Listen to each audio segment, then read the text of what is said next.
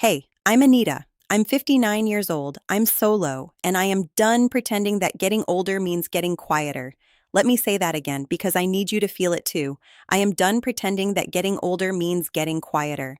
Welcome to 60 and Solo, a channel I'm building for those of us who are navigating this wild, messy, beautiful, sometimes terrifying chapter of life, and who are flat out refusing to do it alone.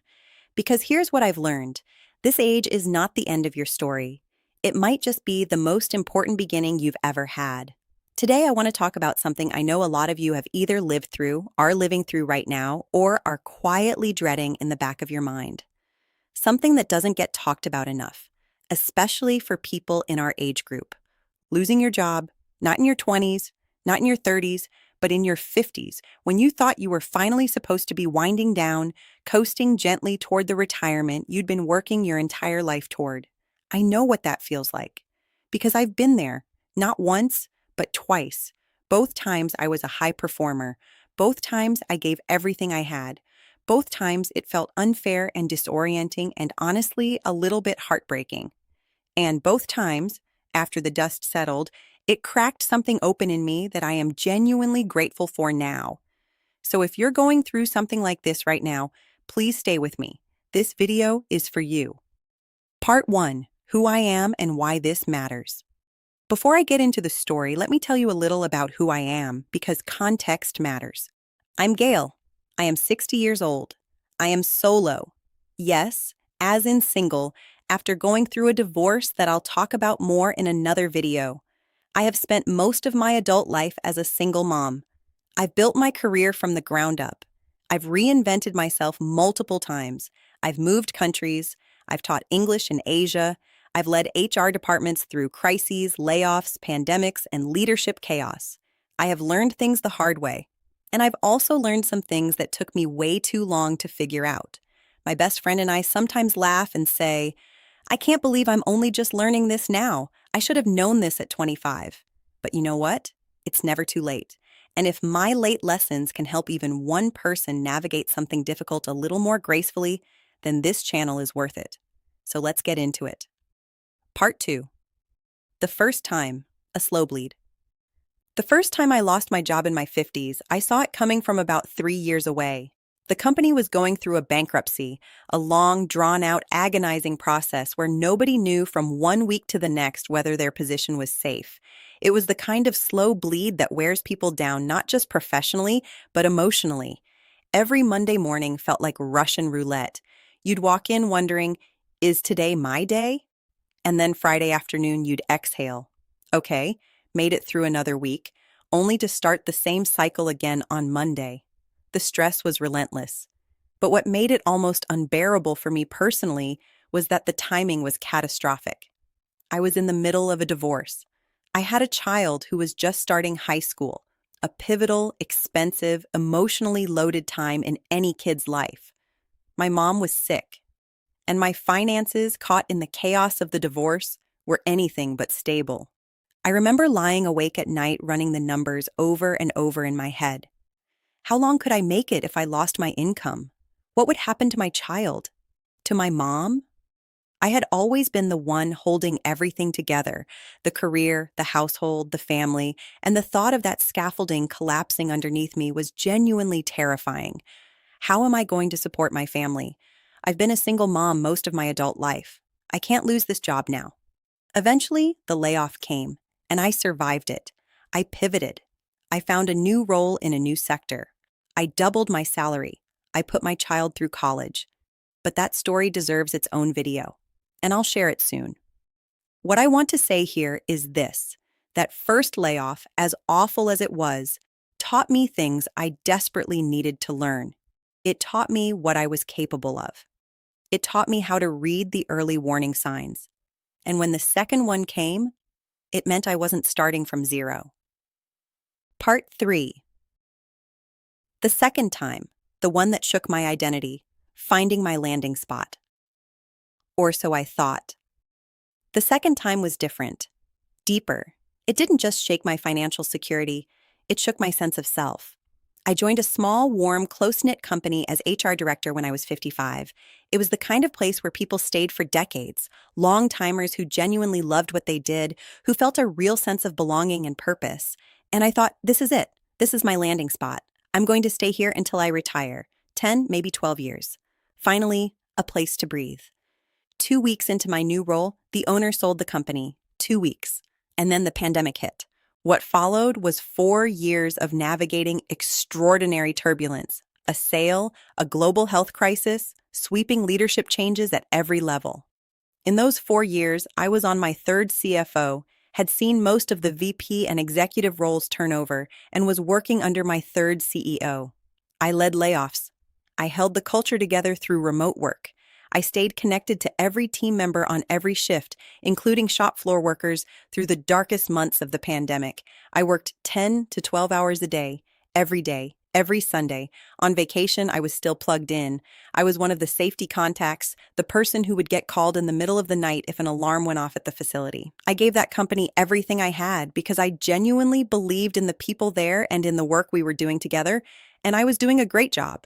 The numbers showed it, my team showed it, my CEO at the time, the second one, showed it. And then CEO number 3 walked in. Reading the room within a few weeks of his arrival, I could feel the shift. Something had changed in our one-on-ones. The warmth was gone. The directness was gone. Responses got shorter, more clipped. Eye contact changed. I've been in HR long enough to know exactly what those signals mean. Uh-oh, something's coming. I didn't panic. I'd been through this before. Instead, I made a decision. I was going to handle this with grace. I called a trusted friend, a smart woman who knows corporate culture inside and out, and I told her what I was sensing. Her advice was clear and wise.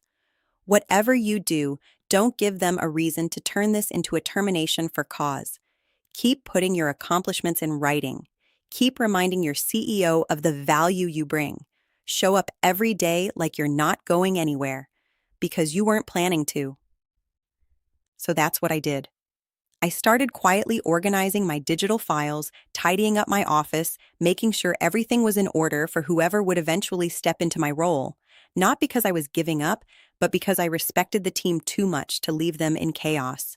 I stayed positive at work. I kept leading. I didn't let my anxiety leak into the culture around me. I'd been on the other side of that dynamic during the first layoff, and I knew how draining it was for everyone. I held it together. And meanwhile, my colleagues started avoiding my office. The people who used to stop by for a chat, for HR advice, for coaching, they stopped coming. The averted eyes, the careful smiles. They knew too. The day it happened. The email came on an ordinary afternoon, not a Friday, not our usual one-on-one time slot. 2:00 on a regular Tuesday. I looked at it and I thought, this is it. I canceled my plans for the evening. I'd been planning to go out with friends because I knew I was going to need some quiet when this was done. And then I took a deep breath and walked into that meeting. I was nervous. Even though I'd seen this coming for weeks, even though I was as prepared as a person can be, my hands were shaking slightly. And I walked in anyway. I handled it with grace. I asked my CEO if I could have 2 weeks to properly transition my work to the team, not for me, but for them. Because I'd spent 6 years building systems and processes and relationships, and I knew that without a transition, they'd be scrambling. He said no. He gave me 10 minutes to pack up my personal items. The CFO stood behind me with his arms crossed, watching. 10 minutes. I made an appointment to come back the following morning to finish collecting my things, and then I went home. What I did that evening, I poured myself a glass of wine. I turned on my favorite TV show, and I just sat with it. No frantic job searching, no spiral of catastrophic thinking, no revenge fantasizing. Well, maybe a little of that. But mostly I just let myself be quiet. I'd been running on adrenaline for 6 years. I was tired in a way that sleep doesn't fix, and I gave myself permission, for that one evening, to just stop. Part 4. The Walkout and My Honest, Controversial Opinion. I want to pause here and talk about something that I feel strongly about as an HR professional, and that I know is an unpopular opinion in corporate circles: the 10-minute walkout. Here's my position. If a company expects an employee to give 2 weeks' notice before they leave, and most companies do, then that same company owes it to a trustworthy, high-performing employee to offer them the same dignity in return. Now, I want to be clear. If someone is terminated for cause, dishonesty, misconduct, a genuine threat to the business, then yes, immediate exit is appropriate and necessary. I get it. I've had to do it myself. But if an employee has a 6-year track record of integrity, if they've been trusted with keys, with confidential information, with access to sensitive systems, with alarm codes for 2 a.m. emergencies, if they've given everything they have to that company, including their Sundays and their vacations and their peace of mind, then they deserve better than 10 minutes with someone's arms crossed behind them. During the pandemic, when I had to lead a round of layoffs at that company, I advocated strongly for a different approach. I went to my CEO and I said, let's give people a choice. If you want to stay for a week or two to transition your work, we'll support that. If you'd rather today be your last day, we respect that too. And we let people say goodbye the way they wanted, including sending their own farewell emails in their own words. It was harder to manage. It required more trust. But it built something instead of destroying something, and that company was better for it. The 10-minute walkout sends a message to every remaining employee. This is how we treat people here, and that message lingers long after the person is gone. Just something to think about, whether you're a leader making these decisions or someone who's been on the receiving end of them. Part 5. The calls that changed everything. The day after the next morning, after I'd finished collecting my things from the office, I decided I'm going to rest. I'm not going to job search this week. I'm not going to network or update my LinkedIn or reach out to recruiters. I'm going to give myself time to grieve because this is a loss and losses deserve to be honored. I made myself a cup of tea and I sat down with absolutely nothing on my agenda for the first time in years. And then the phone started ringing. Colleagues first, fellow leaders and teammates who'd heard the news. I kept those conversations warm and professional. I didn't say anything negative about the company. I didn't unload on anyone. I just focused on them, how they were doing, what they were feeling, what they might need as they moved forward without me, because I still cared about those people. And then around 3 o'clock in the afternoon, the first shift ended on the shop floor, the call that made me cry. I want to tell you about a woman I'll call M. She'd been with that company for about 20 years. A hard worker, a quiet person, someone who showed up every day and did her job without complaint. I knew her well because she'd been navigating intermittent FMLA leave to help care for her son, who had type 1 diabetes. A few weeks before I was let go, her son passed away. So she was already carrying something enormous when my departure happened. At about 3:15 that afternoon, my phone rang. I picked it up. It was her. I honestly wasn't expecting it. I'd told myself that after years of turnover and chaos, the shop floor team would barely register my exit. They'd seen so many people come and go. They were used to it. Why would my leaving be different?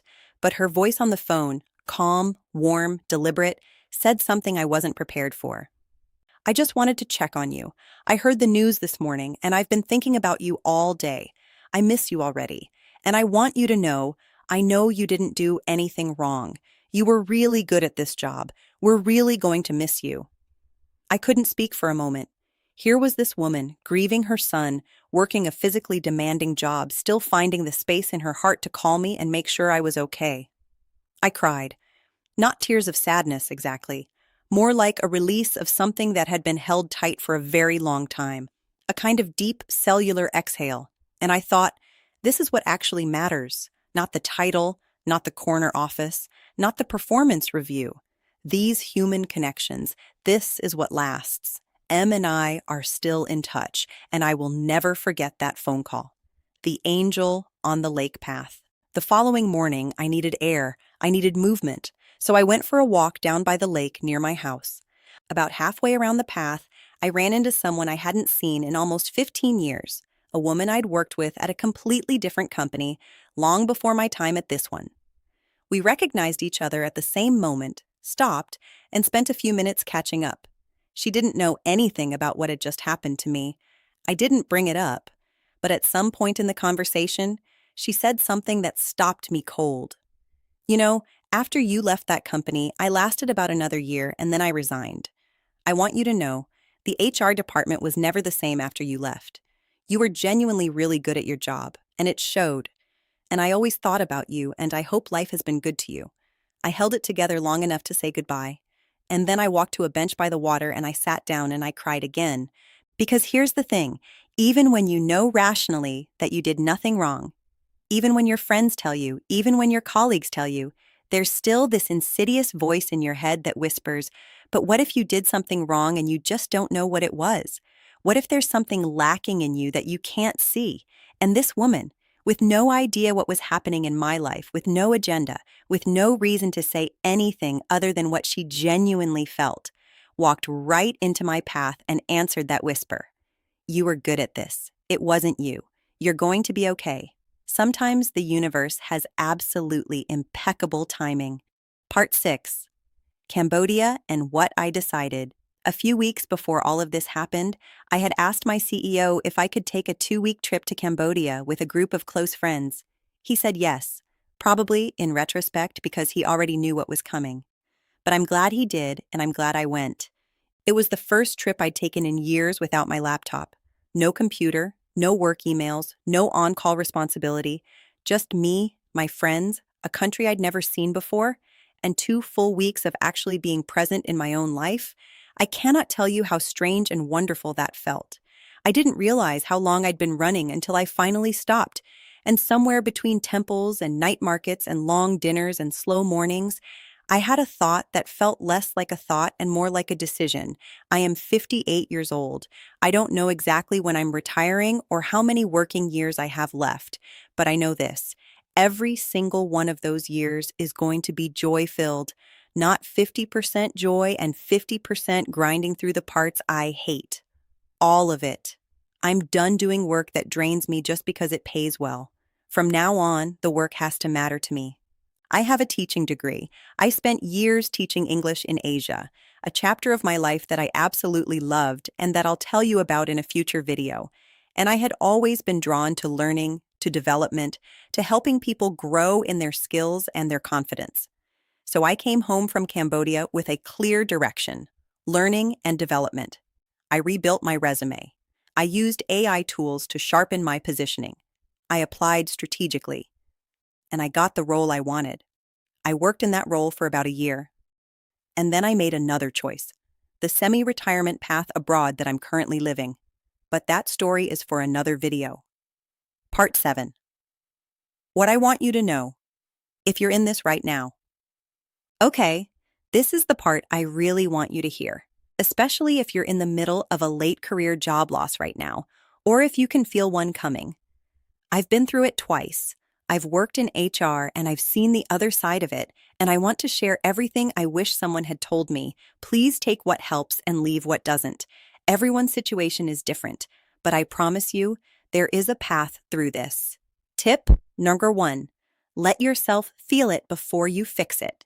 The instinct when you lose a job is to immediately go into problem-solving mode. Update the resume, call the recruiter, refresh LinkedIn. And yes, all of that will need to happen, but not today, not this hour. What you just experienced is a loss, a real one. Your daily routine, your sense of professional identity, your relationships with your team, your feeling of purpose and momentum, those things don't disappear cleanly just because your email access was revoked. Give yourself permission to grieve. A day, maybe 2. Not to wallow, but to honor what this meant to you. The job mattered. The work mattered. You are allowed to feel sad that it ended. And then, gently, without rushing, you begin. Tip number 2, don't panic about finances. Get clear instead. The financial fear that accompanies job loss is real and it's valid. I'm not going to tell you to just trust the universe and everything will be fine. That kind of advice, while well-meaning, doesn't pay the bills. But panic is the enemy of clear thinking. And right now, clear thinking is exactly what you need. Take a breath. Sit down with your actual numbers, not the catastrophic story in your head, but the real numbers. What do you have? What do you need each month? How long does your runway extend? What is and isn't negotiable in your budget? The real picture is almost always less dire than the fear version. And once you can see it clearly, you can make smart, calm decisions instead of reactive, desperate ones. Also, and this is important, make sure you understand what you're entitled to. Severance, if applicable. Unemployment benefits, COBRA, or other health coverage options. Know your rights. If you're uncertain, ask someone who does. Tip number 3. You are more in demand than you think. Here's something I want you to hear as someone who has sat on the other side of the hiring table. A seasoned professional in their 50s who has just been displaced from a company going through transition. That is not a red flag to a smart recruiter. That is an opportunity. When I was in HR and we heard that a strong mid to senior level person had just been let go from a company in chaos, our response was, let's go get them. Because those people have proven they can navigate complexity, hold culture together under pressure, and lead with experience that a 32-year-old simply doesn't have yet. You are not damaged goods. You are not invisible. You are not too expensive or too old or too set in your ways. You are a resource, a rich, nuanced, deeply experienced one. Yes, ageism exists. I won't pretend otherwise. But it is not the whole story, and it should not be the primary story you tell yourself.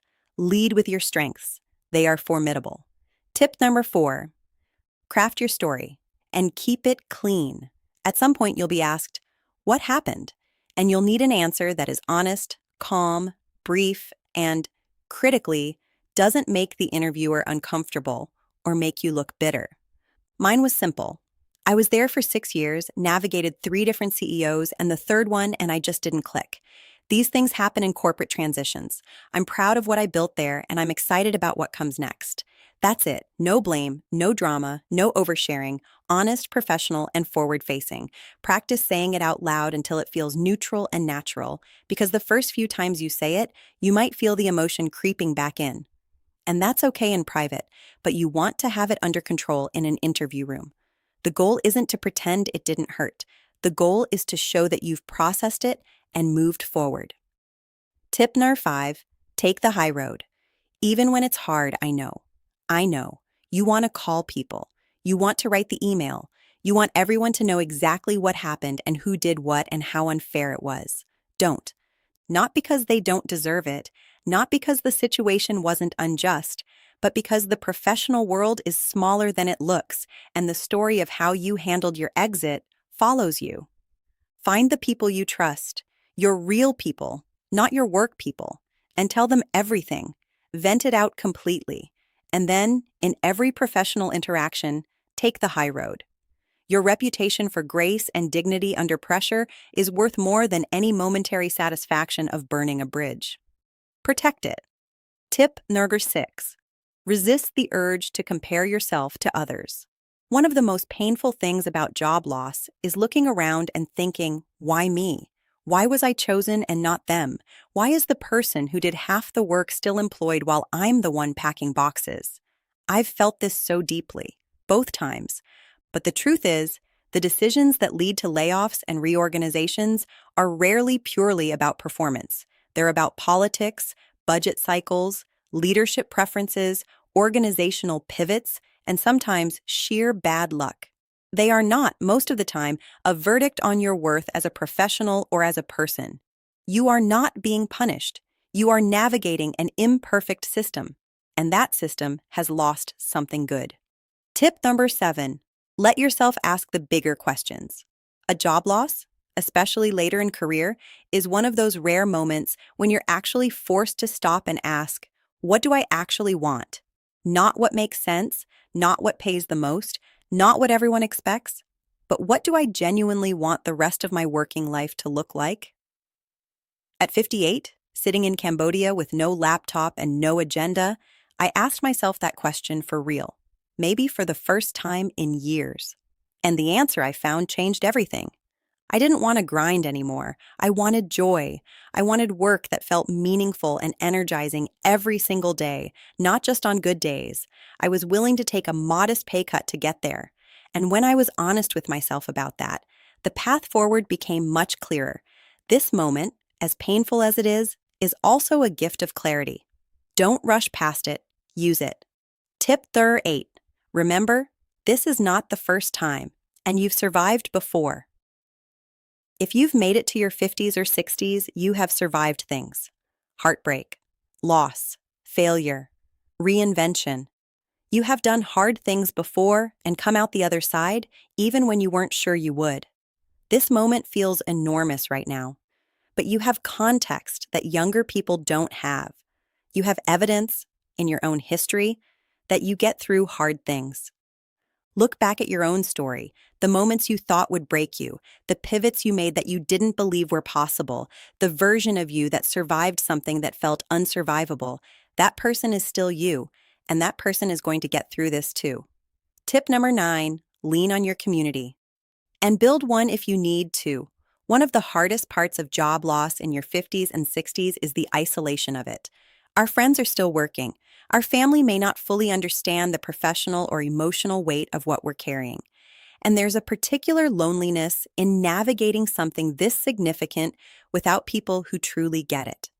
If you have people in your life who get it, lean on them hard. Call them. Be honest. Let them show up for you. And if you don't, or if you want more, find your people. There are communities, online and in person, built specifically for people in our age group navigating career transitions. You are not the only one going through this. There are thousands of us, which is partly why I started this channel. Tip 10. Believe in the higher purpose, even when you can't see it yet. I know this one might sound like a motivational poster.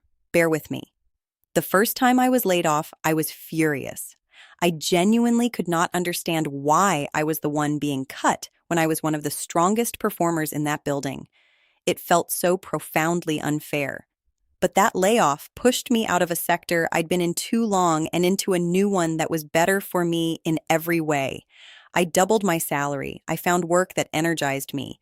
I put my kid through college. I would not have made that move voluntarily. I needed a push. I'm not saying losing your job is secretly a blessing. It's painful and it's hard and the fear is real, but I am saying try to stay open to the possibility that something is rearranging itself on your behalf, that the door that just closed is not the last door, because in my experience, it never is. So that's my story, or at least the beginning of it. There's more to come, the learning and development pivot, the year I worked in that role, the decision to choose a semi-retirement path abroad. I'll share all of it in time. But for now, I just want to close by saying this. If you are in the middle of a late career job loss right now, you are not alone. You are not broken. You are not invisible. You are not done. You are someone with decades of hard-won experience, with emotional depth, with skills and wisdom that took a lifetime to build. The market may not always see that immediately. The people who let you go may not have seen it. But it is real, and it is yours, and no one can take it from you. This is not the end of your story. It might just be the most interesting chapter yet. I'm Gail. I'm 60. I'm solo. And I'm building this community for all of us who are in this season of life and choosing deliberately, defiantly to live it fully. If you've been through something like this, I would genuinely love to hear your story in the comments. If you're in it right now, please know that you're seen. Drop a comment and let me know you're here. Subscribe if you want to come along for this journey. I'm just getting started. Thank you so much for being here. I'll see you in the next video.